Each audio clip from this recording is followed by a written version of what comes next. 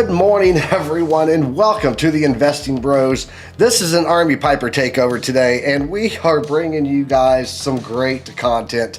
If you guys like this content and you enjoy this type of stuff, go ahead and hit that like, subscribe, notification bell down below, and lets us know that you love us as much as we love you. Thank you guys for being here today. Got some great stuff in the news lined up. Is the CFTC about to make some clarity on regulation? Is Bitcoin about to make a drop that we've seen previously after Bitcoin conferences? All of this type of information we're going to be digging into. Plus, we're going to be looking at some TA and, catching up with the gang out there. I had to do this show today because I did not want you guys to be alone on this wonderful Friday, and I'm glad to be here, man. I'm glad to be here. So go ahead and give a shout out down in the chat, and let me know that you guys are here, and I will get into some things. But first, I will not be kicking it over to any co-host because my co-hosts are not here. T-Shroom is on duty today with the Florida National Guard, and so he's off doing his thing. And then, of course, Tim, is at Bitcoin Miami and, slaving away down there doing his work with the Hit Network and the Bit Squad. So let's go ahead and take a look into some names. Let's see here. First off, right off the bat, guys, Mellow Fellow, GM this morning. He was the first one in the chat today. I was the second person because I said good morning all. But we got Ada Ace in the house. We got Rick Wilson in here. He said, so close, but he was a little bit behind. That's okay. It happens to the best of us. Who else we got in here today? We got Alex Green saying, what's up? Eric Wallen said, Piper takeover, baby. Love it. Let's go. Let's go, Eric Wallen. Mike Play saying, good morning, bros. Even though it's one bro today, but I guess he's talking to everyone else out there in the chat and letting T-Shroom and TA10 know that he's thinking about them. So there you go. Are you all settled in Miami? That was Gia S giving a good morning all there. Elliot Locke in the house. Elo Brown in here today. Crux of Crypto with that blue wrench. Thanks for sending me the articles today, Crux. I appreciate it. Over here doing a one-man show, and you helped me out immensely with that. We got CB Suddy in the house today. Who else we got? Ninja Glock is in here. Average Crypto Joe in here. Nancy Croy. Let's see here. Steve Shrum, Papa Shrum in the house, coming to show me some support. Glad to have you here, Papa Shrum. Cryptex is in here saying, good morning. Ready for that Piper takeover. Pay the piper, so to speak, Elo Brown said. Yeah, that's what it is. It's a Crypto 420 in the house. King D is in here, and he made it on time today. Congratulations, King D, to one of our Discord community members over there with Chart Prime. Always glad to see him in the chat. Who else we got in here? DJ Monty in here. We got Crypto Pew Pew Cruz. Joe Nickel, I think I got the Eric Brubaker, Max PP, and Ada Ace. There you go. So, hey, if I missed your name, I apologize. It means nothing personal. I just wanted to, get through some names here. I think I got everybody, though. So, let's go ahead and jump into a little bit of some macroeconomics here. So, give me a second because I'm doing this on my own today, so it might be a little wonky, but I think I got this under control. Let's go ahead and jump into this macroeconomic news. Turn off that welcome, hit that macro news, and here we go, guys. Macroeconomic news today, trading economics calendar here. We got Fed Chair Powell speaking today, and I'm still not sure exactly what he's going to be talking about or who he's talking to. I've looked it up, but it does not seem to be anything major as far as what we're looking at, so I'm not expecting too much from this today when we're looking at the charts and stuff. But I will say this, if he says anything that can be linked at all as a predictor on what could be happening with the FOMC coming up, we could see something from this. So don't write it off as nothing, a big nothing burger. But as of right now, it looks like a nothing burger. So that's what we got going on today for Friday, May 19th. Let's go ahead and take a real quick look at next week and see what we got here. We got FOMC minutes coming out next Wednesday. That's going to be a major one.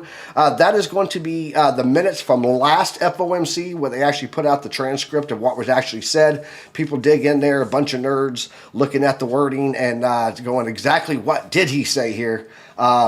Reading between the lines, if you will. So that's going on next week. And then we've got personal income, personal spending next week. So not a lot of big stuff next week. Let's go ahead and jump over over into Trueflation, guys. Trueflation now down another 0.02%, down to 3.15%. Keep in mind, this is done off of the old methodology, not the new methodology, so there is that thing there. Hey guys, if everything sounds good this morning and everything is volume-wise is good, let me know in the chat so that I can get that in there.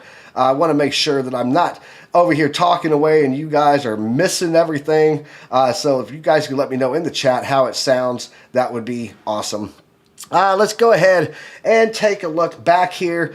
Looking at the CME, guys, let's give it a little refresh here. Get it freshy.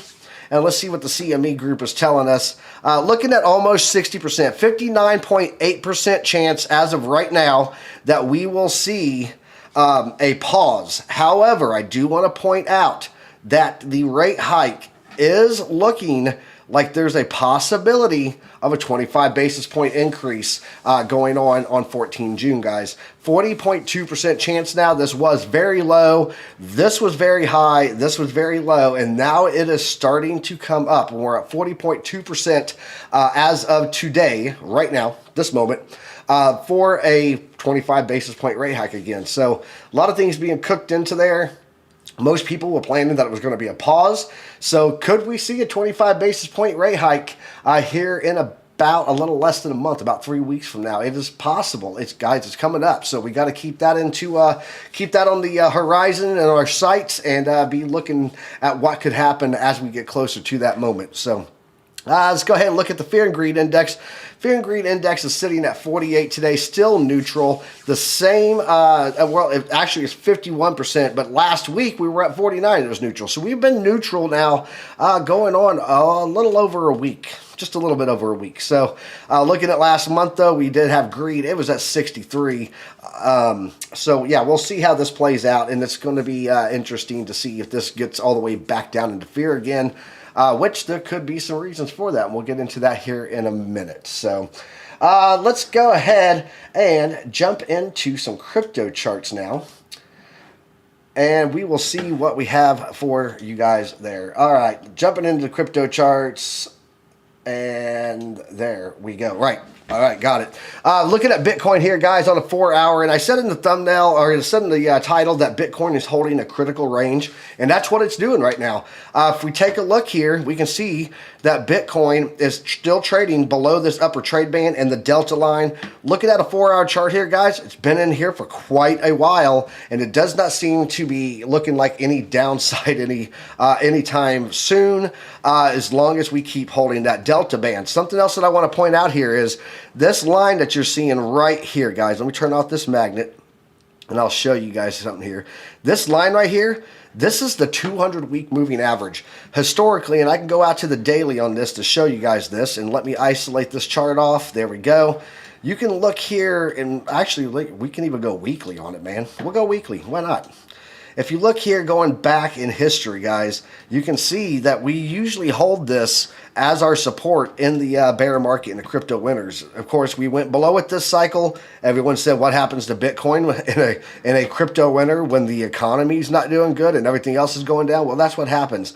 But we did break here, and we did retest and got another rejection right here. But when we take a look at what happened once we got up, we are testing that right now as we speak. This week has been test city on this 200-week moving average.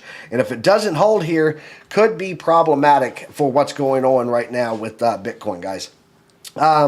Get back to this 4-hour so we can show you that close up now. There you go. So, yeah, that 400 or that 200-week moving average has got to hold if we're going to see Bitcoin maintain this range, get a little bit of bounce and support and go up.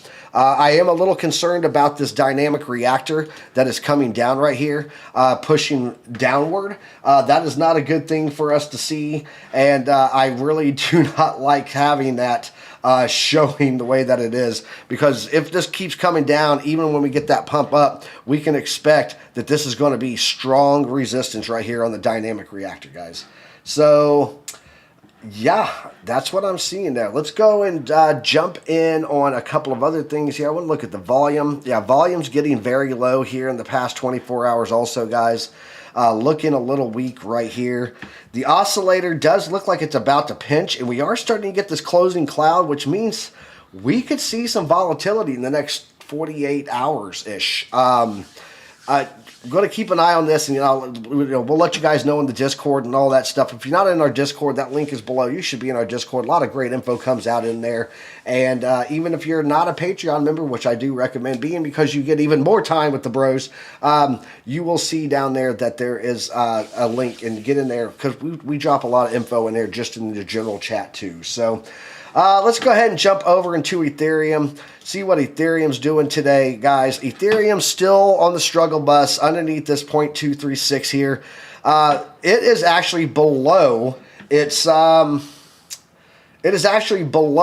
sitting below its lower trade band. Sorry, I looked over at the chat there to see what Crypto Trades was saying, and totally lost track of where I was at just now. So yeah, let's go turn this volume off, get this up here, and let's throw on chart patterns. You got anything going here? Yep, guys, that head and shoulders, inverse head and shoulders pattern still building up here. I'm waiting to see if it closes it here, and if it does, guys, I told you yesterday that we were going to be coming back up and we would have to retest that blue neckline there, and that's what we're doing right now. It looks like this may actually end up closing this shoulder here for this inverse, and if we can break through this, we would be looking at a target of, let me get that in here and pull it up. There we go. Grab that. Let's move it up to the neckline. That would be giving us a target of about 1950, putting us back in line with the delta here. So potential is coming for Ethereum. Keep an eye on that. And that is the level right now that we have got to get going over. Z Canceling Radio, I see you. I appreciate you being in here, man. Thank you. You said you're rocking, Piper. I'm trying, man. Tyler May, welcome, bro. Glad to have you here, man. You guys are awesome, and you guys said my sound is good too. So awesome. Kick it. Let's go. Let's go. So now let's go ahead and take a look at what else I'm seeing on the ETH charts here. I want to turn off those chart patterns. We're going to come over here. I'm going to grab this, and we are going to see what we're working with. Man, what do I have here? I've got my fixed range volume profile. I already know that one. Let's turn it off. I do want to pull up this mid fibs here and show you what we got here, guys. Still trying to get back up into that platinum pocket there. That's 786 at 1825. So that if we break that neckline, I think we're in very close proximity to this dynamic reactor in the 786, probably giving us a retest off of a, well, let me redo that.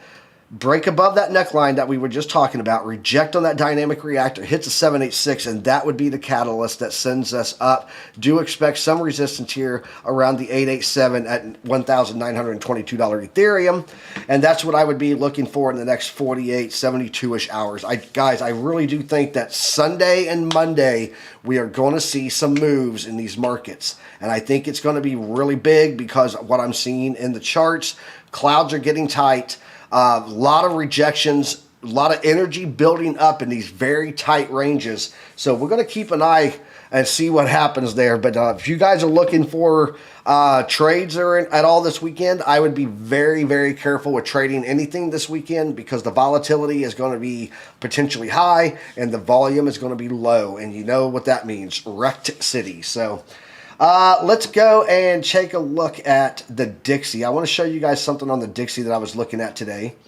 And if you look here on the Dixie, guys, and yeah, we just literally on this candle here just pumped up off of a bounce on that. We've been in this rising channel here going all the way back now to May 9th. So about 10 days now. We've been trading in this channel. Now, guys, this is a bearish pattern, but it doesn't mean that we can't continue pumping up through here, maybe through this, going into Monday, right?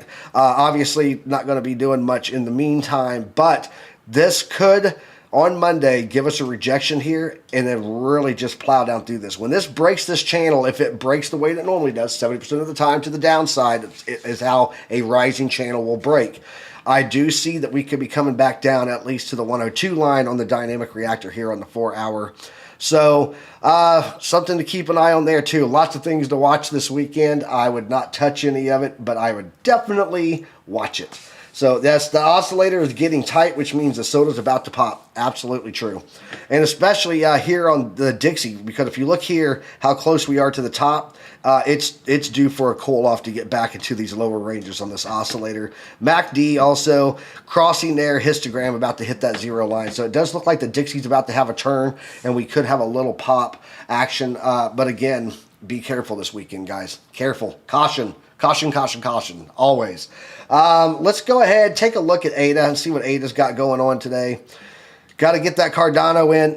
Cardano had a rejection here on his dynamic reactor, guys, and is now sitting right here on his delta line. Remember, this is this normal trade range. Could we come back down to here? Absolutely. It would be a liquidity grab off that point if it was to happen. But Dixie's looking pretty strong. Looks like the oscillator's about to curve back up here. Could get a little ribbon twist here underneath the zero line, and off it goes. And it does look like the histogram is starting to click up here and get light pink. You see that? That's bullish right there on the MACD. So with the MACD, the oscillator looking the way it looks right now, could see ADA coming out of this ranging motion here if it can get through this dynamic reactor. I mean, we had almost, let's see, this was 0600, 1000 on Wednesday to Thursday. So a little over 24 hours that it was grinding right there on that dynamic reactor. Very likely that we could see that. Let's throw in the chart patterns and see what we have here. Oh, guys, we had a rejection of a head and shoulders, inverse head and shoulders pattern here. So this line would come over, shoulder, head, shoulder, auto printed from chart prime patterns here. We got rejected on the neckline, so that's not a good thing to see either. So yeah. Okay, there. That's what we're seeing on ADA. One more thing I want to check here. XRP, guys. XRP pushing up, and actually it's not that one that I want to pull up. I want to pull up this one here because I have some other fibs on here that I've been watching, and it looks like I don't have them on. Get on there. Turn on. There we go. XRP, after that news that T-Shroom put out earlier this week, is looking like it is pushing up. We had a nice pump the first time, rejected right here on the 618. Now it has come back down below the dynamic reactor, broke it again, and now we are trading sideways within the golden pocket right now. As long as it can hold in this, I'm pretty bullish on XRP. And as a matter of fact, let me just grab something here and take a look. I think we're actually creating a nice pennant here, and let's see. Yeah, this is going to be a nice little pennant here that we're making. This is a bullish pattern. If we break up out of this, the flagpole on that would be, let me move it here and we'll put it there. Breakout. That would put us up to about 48 cents, 48 and a half cents. So, yeah, looking bullish still on XRP despite the ranging and boring patterns that are going on with everything else out there right now. I think that is all I've got for the TA section right now. Unless you guys have anything you want to see down there, let me know in the chat. But I think that's what I'm seeing right now. No, there was one more thing that I wanted to pull up and show you. I wanted to show you Litecoin because there's some things going on with Litecoin right now, guys. Let's throw on the Litecoin here and get that going. There we go. Litecoin, come here. Get on the charts. Litecoin is in a nice move right now, guys. Litecoin had a nice pump here going up. It got a nice rejection down. And I've told you guys, when we have these big run-ups like this and then it comes back and retraces like that, what I like to do is throw on this fib strategy that I have. And I need to get it placed on here first. Let me line that magnet up. There we go. And then I need to go in here and turn on my fib strat. There we go. Not quite getting down to the golden pocket, guys, on this. However, what I want to see is Bedred, what's up, man? How you doing? Welcome to the show. Glad to have you here, man. If this can come back down, because I don't like to see it reject on the 382. I mean, it is bullish, but I really prefer for it to come down and get its bounce in the golden pocket here. So if this can come down here, retest that dynamic reactor in the golden pocket, I would be prone to think that this could be heading back up and getting back above here on Litecoin with an ultimate target, honestly, guys, of about $118. So why would it do that? Well, because let me go ahead and jump back to my camera here and I'll explain.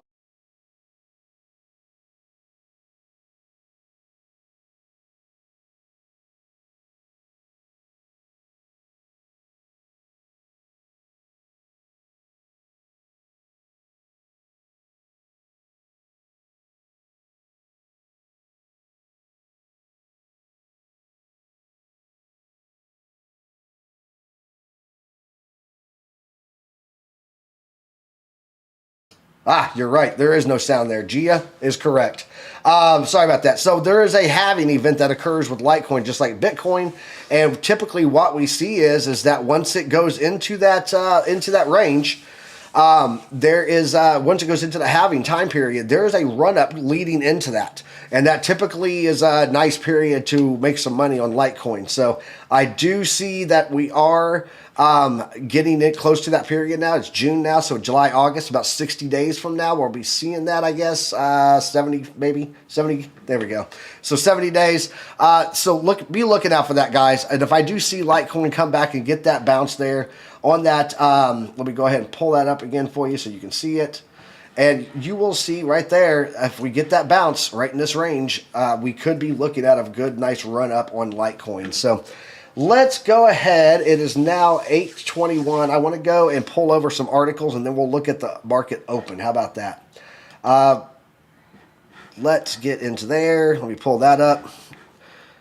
So some news stuff here, guys. I was talking about the dip that we normally have during the Bitcoin conference. This is from TJ Markets. This guy I follow, he used to go by Crypto Weatherman. Awesome dude. If you don't follow him on Twitter, you should, because he's got some pretty funny stuff on videos and some very interesting takes on stock markets and stuff like that. But he was talking about the Bitcoin conference here, guys. And he said, Bitcoin Miami 2021, Bitcoin dropped 50% after the Bitcoin conference. Bitcoin Miami 2022 had a 62% drop.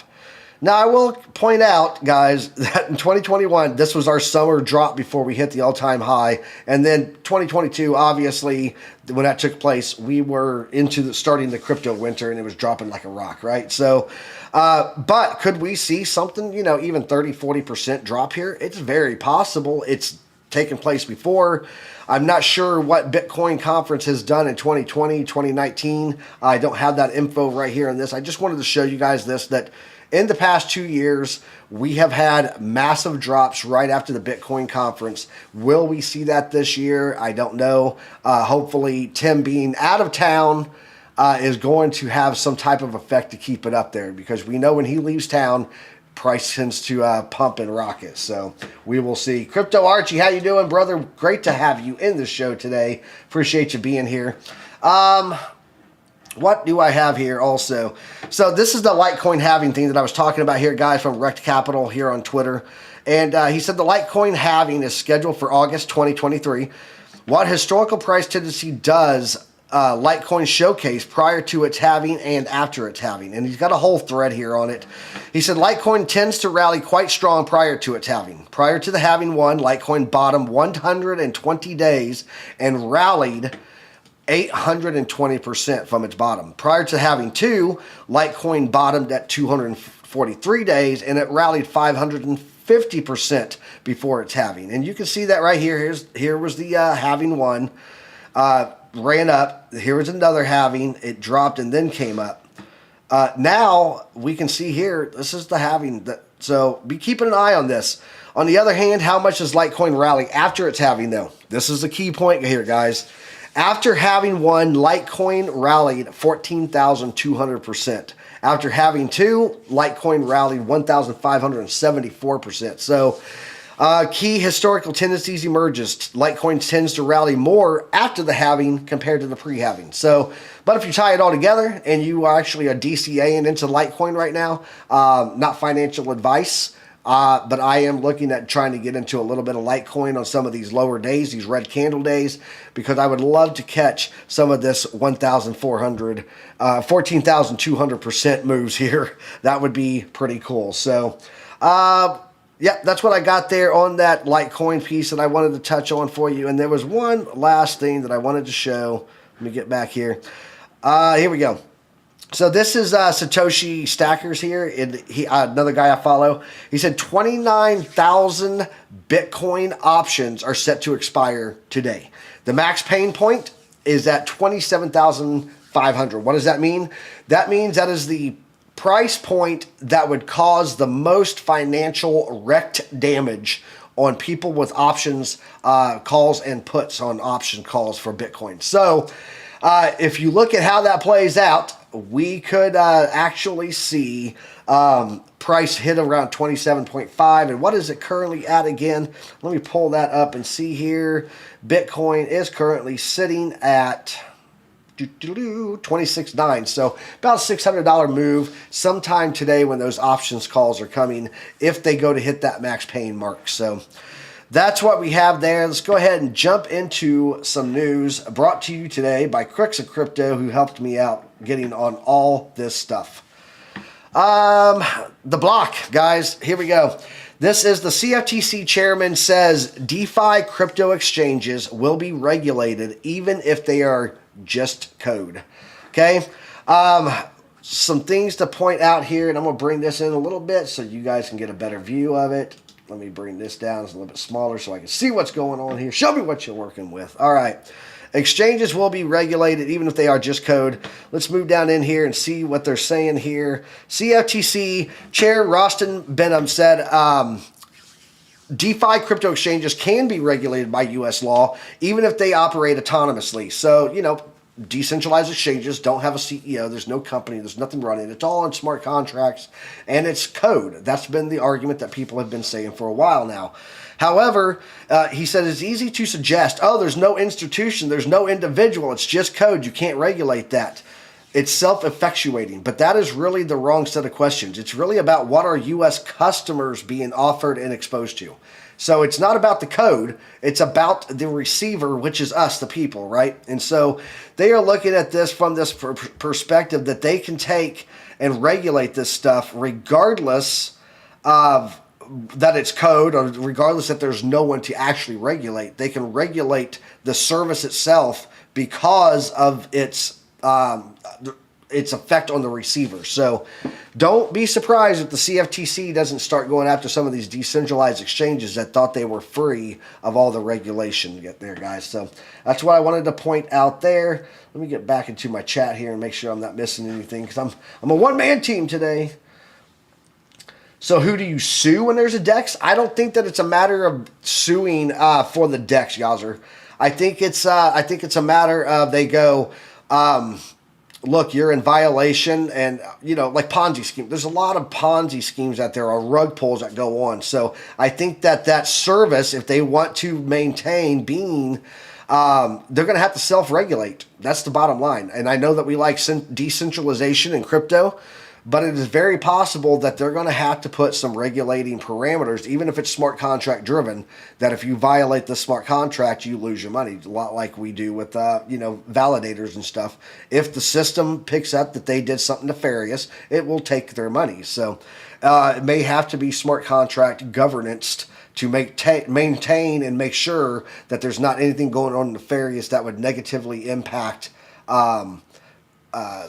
receivers, users like us, with the intent of robbing someone, if you put it that way. So yeah, I think that's what's going to have to happen if the CFTC moves forward with that. So getting a little coffee in here because coffee is a good thing. All right, so let's jump over and check out Ripple here, guys. Ripple joins Hong Kong CBDC pilot, partners with Fubon Bank, and I'm sure I jacked that name up because while it looks like Fubon, it is something in Hong Kong. So, you know, who knows how it's pronounced. Yowzer said the Fed once got some Bitcoin back from someone, not sure how they did it. Usually that stuff is done because they either had keys somewhere, or they caught it at the off-ramp, or they confiscated someone's devices, stuff like that. It's never been actually gotten off the blockchain. So just so you know. All right, getting back in this article. Ripple Labs has launched a new payment platform for central bank digital currencies in Hong Kong. The San Francisco-based payment protocol and exchange network will be partnering with Fubon Bank. The Ripple Fubon Bank tie-up will offer solutions for real estate assets tokenization. Guys, big deal there. They are going to look at a way to use CBDCs to purchase real estate on as a tokenized asset. Now, if they do that for CBDCs, here's why I think it's a big deal. That means they could do it for everything else in the stablecoin market. So I'm looking to see what platform they use, because this design framework could become the design framework for a lot of other things that tokenize real estate. And I don't know if anybody here has ever tried to buy a house. It is not a fun and easy process, but it would be much, much better if I could just go in and go, yeah, here's my thing, smart contract, my house now, NFT, bam, thank you very much, have a great day. So yeah, I'm looking to see what the framework they actually use on that. That's why I'm excited about it, not because they're doing anything with CBDCs. Ripple announced in a press release on Thursday that its new CBDC platform can facilitate central banks, governments, and financial institutions to issue their own CBDCs. And so what this is saying, guys, a big one here, we know about the governments using CBDCs, right? But they're talking about financial institutions issuing their own coins. So say, for example, like, I don't know, what's a big housing company? And, you know, let's just call it Piper Realty, okay? Piper Realty is a company, and we sell real estate, commercial real estate and residential real estate all across the country. I can issue my own CBDC that is specifically used for buying and selling homes within my purview of what I have on my MLS, right? And so this is given the ability for companies to create central bank digital currencies that are usable for tokenization. So kind of a big deal. Not sure how it'll all play it out, and I'm sure that there's about 50 different ways that this can be used against us, but you know, that's just government and corporations in general, and it's how they roll. So they did say it will work for Fubon Bank to test the real estate asset tokenization as a potential use case for the EHKD, which means it could come for other things too that would be advantageous for us as users. So maybe there is a little bit of silver lining there. We'll see. Total of 16 banks, payment firms, and blockchain companies will participate in the pilot program to test those use cases. These include State-Owned Bank of China, the China Construction Bank, industrial and commercial banks in China, alongside HSBC, Standard Chartered Bank, Visa, MasterCard, and Ant Group's Alipay. So that is why I am seeing that. Why not just use an existing coin? Because I don't know that they have a good framework for using an existing coin yet, BOV. So we will have to see... like how the framework looks and everything. Do I drink my coffee black? No, I like my coffee like I like my women, sweet and full of alcohol. So there you go. Let me get that sound effect. There you go. So my wife's going to throw something at me in a second over here. Let's go in and see what else we got here in the news, guys. U.S. lawmakers reintroduce Securities Clarity Act. Actually, before we get into this article, let's go over and jump into the market open. I want to see what's going on with the market open here, because I cannot leave T-Shroom's section out. You know, it's just a thing. We can't do that. So let's go and check that out.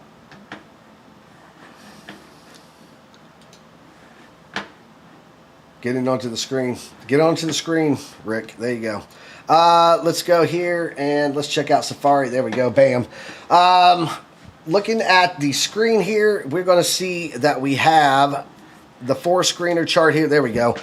Dixie moving, guys. Dixie moving, 15-minute chart here at market open. Dixie is coming up. It does look like the S&P mini futures is coming down right now, and that is not looking too good for it. And then Bitcoin is still coming down a little bit. That's ranging sideways, really. This is ranging. So nothing really big in the market open right now. Let me go check the futures. Yeah, the US 30 right now looking like it is hitting nothing burger. It's neutral at 0.05. ES1, which is going to be your S&P mini futures, is at 0.23. And the NASDAQ coming down a little bit. But I do want to point out that the NASDAQ is at a 1-year high. It's the highest it's been we just keep breaking it right here in 1 year. So the past 12 months, this is the highest that the NASDAQ has been, and it is just taken off regardless. So I do want to point something out for you. Here's what I want to point out, is that when the NASDAQ was correlated with Bitcoin, you guys remember that? Not so long ago, NASDAQ correlation with Bitcoin. We had a lot of movement where NASDAQ went down, Bitcoin went down. If NASDAQ went up, Bitcoin went up. Can you guys imagine if NASDAQ and the Bitcoin start to get a correlation again? Because the Dixie's been moving up while the NASDAQ's moving up. It would be beautiful to see Bitcoin get that correlated lock in step with NASDAQ and start moving contrarian to the entire movement of the U.S. dollar. So that would be nice. You are Jeffrey. Wow. The chat today, guys, is fantastic. Fantastic. Let's get back into this news here so we can get through that. You guys are distracting me over here in the chat world. All right, so getting back into here. Yeah, the lawmakers reintroduced Securities Clarity Act, which coins a new term, okay? So U.S. lawmakers introduced a bill on Thursday that aims to clarify how digital assets are labeled, in part through a new term coined the investment contract asset. Let me bring this in for you a little bit here. I want to bring that, get off there. Confirm all, thank you. I know, you guys just saw me do that and you guys are going to start yelling at me now. U.S. lawmakers investment contract asset. Representatives Tom Emmer and Darren Soto of Florida reintroduced, and guys, Republican and a Democrat, okay, so bipartisan. Love to see this in crypto regulation. So, reintroduced the Securities Clarity Act with backing from crypto advocacy groups in Washington, D.C. Emmer first introduced the bill in 2020, which would define an investment contract asset as distinct from securities offerings it was part of. So what that means is that the investment contract asset would not... So let me rephrase this. If you have a token that creates another token that you earn off of that token, they would be separated in how they're defined by the Security Clarity Act. There we go. They first introduced that bill in 2020. The definition is technology neutral and would apply to all assets sold or offered that would only be considered a security because of their inclusion in an investment contract. Without a distinction between the asset and the securities contract, token projects that have to raise capital in early stages will not be able to move out of the securities framework once the project is decentralized, which would prevent these tokens from being used for their utility and would harm us, the holders, right? So they're looking to, this bill is going to be a good thing. I think if they can get this passed, it's going to protect a lot of people and things that were starting out as a security, if you will, because of how they were raising money, that eventually gets decentralized, would then become not a security. So I think this is a good bill. I'm going to be watching for this to go. Crypto groups applauded the bill's move to make the distinction between an investment and an underlying asset. So be watching for this bill. I'm sure it's going to be rejected again because that just tends to be what the politicians do, because somebody's going to hint in their ear, throw a little bit of money into their pocket, and turn their $140,000 a year income into a multi-million-dollar empire. So we'll see what happens there with that bill, but hopefully we can get some movement on that. Guys, Tim's sitting out there in the Bitcoin Miami, is not surrounded by the millions of people that he would love to be surrounded by. According to this article here, guys, the largest Bitcoin conference in crisis and lacks attendee exposed, okay? Bitcoin 2023 in Miami has starred for attendees this year compared to previous years. The conference expects 15,000 in-person guests. It's down from 26,000 last year. So almost 11,000 people less this year attended than last year, guys. Photos from the event showed sparse attendance, high prices, and the roster of speakers may be partly to blame. So is Bitcoin 2023 a washout? That's the question here. Photos from the event also looked sparsely attended, and Twitter commentators have bluntly acknowledged disappointing turnout. One of them, Bitminer Factory, wrote in a tweet on Thursday morning, the lower attendance at Bitcoin 2023 compared to last year reflects the impact of the crypto winter. However, it's important to note that true believers are still here. So this is the first Bitcoin 2020, first Bitcoin conference since the crypto winter, right? Does the crypto winter really deserve a lion's share for the blame? The crypto industry is well known for being awash with money even in bad times, but now The cost of the tickets may be putting people off, because you got to remember, we've been having some high inflation and people are hurting. I read an article earlier that was talking about 3 in 5 people said that they are being financially impacted by the cost of goods right now. So do you have the money to spend, $1,000 on a ticket? Or if you are a company that is dealing with inflation or with, rising cost of goods, so on and so forth, do you have the money to throw $2,300 at a ticket to something that may not even be a big event to go to? That's what we're seeing right now. Excitement about crypto is likely down from last year because the drop in price. And basically overall, guys, to summarize this up, it's just going to be that Bitcoin conference did not have the bang this year.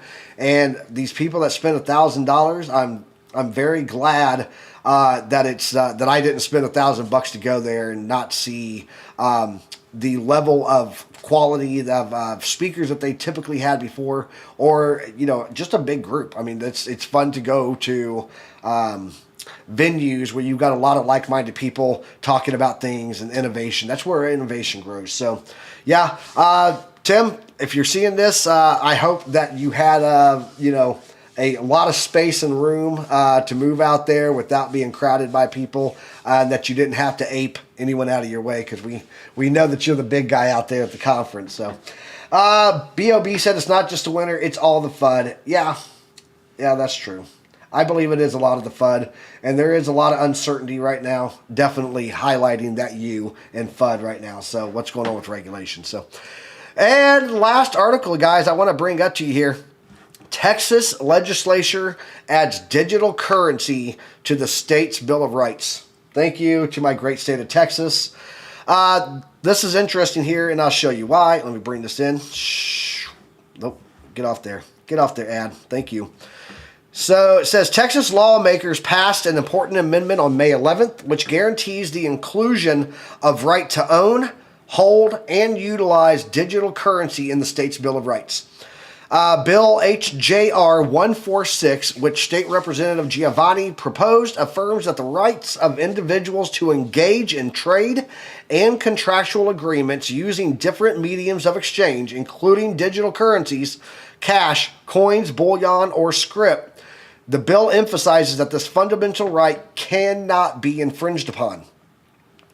Interesting wording there, because that is the actual wording for the Second Amendment in the Constitution for the federal government. So the document read, "No government shall prohibit or encumber ownership or holding of any form or any amount of money or other currency." The document had received 139 votes in favor and only 2 against it.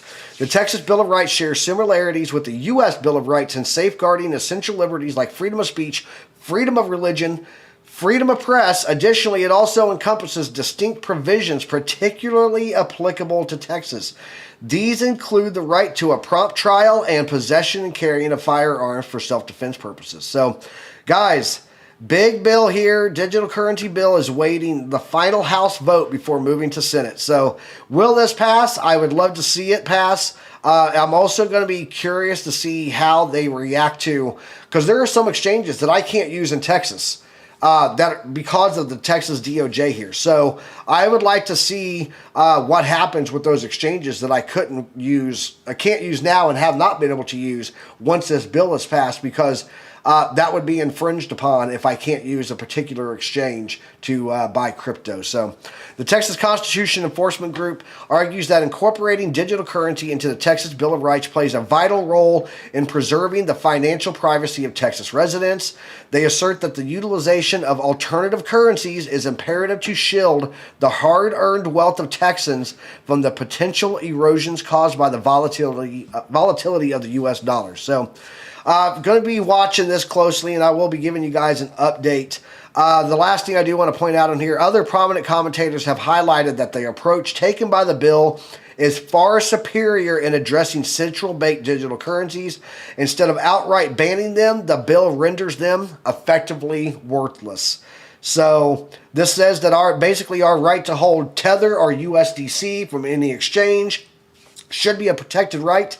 Not just a protected right, an inherent right that is they are obligated to protect, which would make, obviously, CBDCs be useless. If I can use USDC or USD Tether in Texas, why would I need to pick up the federal government's CBDC? So, yeah, it's that's what I got there for that. Let's go ahead, jump back to the screen, check out some comments, see what you guys are throwing around over here.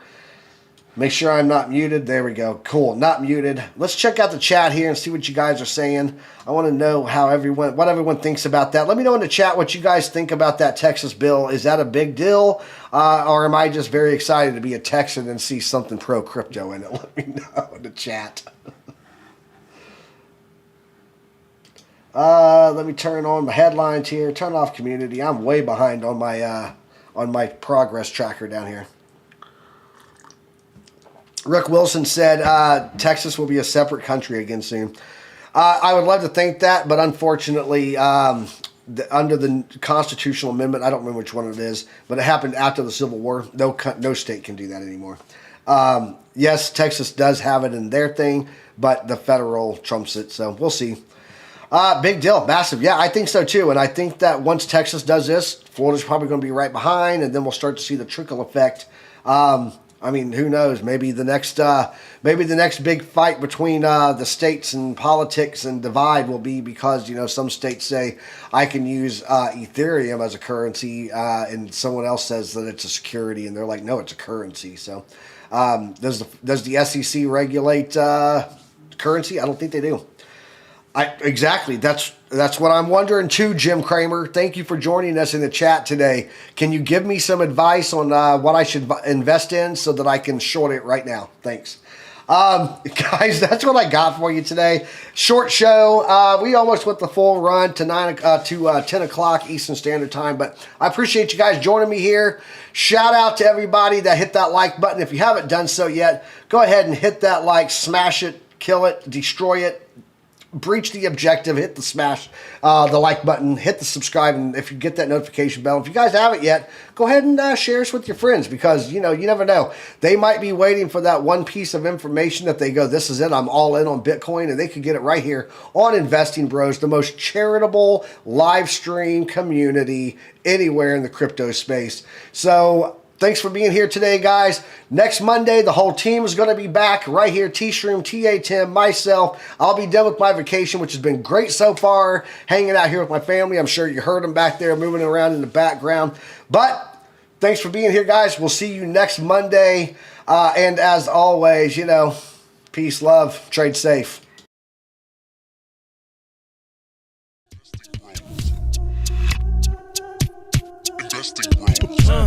Trying to make paper, turn that better to cake. Money like Lego, connect the dots stack bank. We are investing bros. We are investing bros. Army pipe, lethal on trade. Entries and exits, worthy of praise. Tim, the professor, the TA. Shouted out loud on the PA. T-Shroom's news, got the word. Doing better than what he deserves. Beamer, leave no evidence. Soon fly coop with his dividend. Trying to make paper, turn that better to cake. Money like Lego, connect the dots stack bank. We are investing bros. We are investing bros.